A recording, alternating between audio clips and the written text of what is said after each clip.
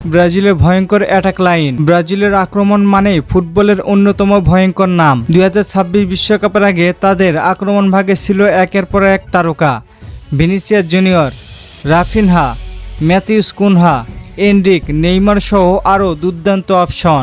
এমনকি ফিফা ও ব্রাজিলের আক্রমণ ভাগকে কোচ কার্লো আনচেলত্তির জন্য বড় ধরনের সিলেকশন হেডেক হিসেবে উল্লেখ করেছিল। সবচেয়ে বড় অস্ত্র ছিলেন ভিনিসিয়াস জুনিয়র।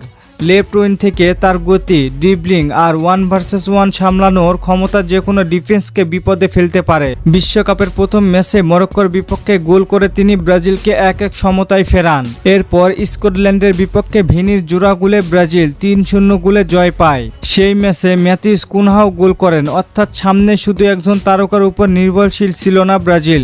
একাধিক খেলোয়াড় গোলের হুমকি তৈরি করতে পারছিল, আর ছিল রাফিনহার মতো ভয়ঙ্কর উইঙ্গাররা। ইনজুরি থেকে ফেরার পর তাকে নিয়ে আনচেলত্তির সামনে তৈরি হয়েছিল নতুন এক সমীকরণ। অন্যদিকে তরুণদের মধ্যে এনরিক ও রায়ানও আক্রমণে আলাদা গতি ও এনার্জি যোগ করেছিল।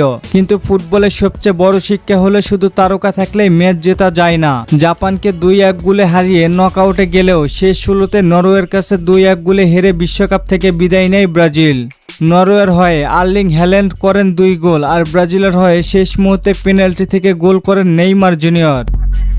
তাই প্রশ্ন থেকেই যায়, ব্রাজিলের আক্রমণ কি সত্যি ভয়ঙ্কর ছিল, নাকি এত তারকার ভিড়ে সঠিক কম্বিনেশনটাই খুঁজে পায়নি তারা?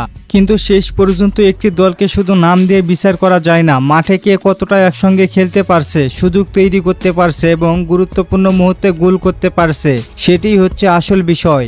ব্রাজিলের কাছে প্রতিভার কোনো অভাব নেই, এখন প্রয়োজন সেই প্রতিভাগুলোকে একটি কার্যকর আক্রমণ ভাগে পরিণত করা।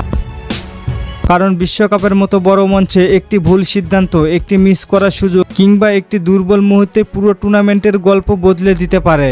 আপনার মতে ব্রাজিলের সেরা অ্যাটাকিং কম্বিনেশন কোনটা? ভিনিসিয়াস, রাফিনহা ও কুনহা, নাকি তরুণদের নিয়ে নতুন কোনো আক্রমণ ভাগ? জানিয়ে দিন আপনার মূল্যবান মতামত।